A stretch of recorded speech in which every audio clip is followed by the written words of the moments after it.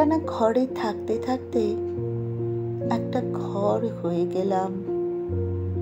বাসা বাঁধা হলো না, যদিও জানি ঘর একটা বাতিক। ফিনাইল আর গন্ধমাদনের অসহযোগ ঝুপড়ি সংস্কৃতি। জানলা নই, তার কিনারে জমে থাকা ঝুলের মতো, টেবিলের নিচে শেষ হয়ে যাওয়া ওষুধের স্ট্রিপের মতো, অথবা অথবা চিমনির আঠার মতো সেঁটে থাকতে থাকতে একদিন ধুলোর সঙ্গে পথকে পেলাম। পথ বলল, আসবো।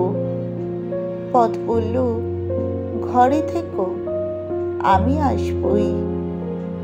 তারপর থেকে ঘরেই তো, সকাল থেকে দুপুরে, দুপুর থেকে বিকেল।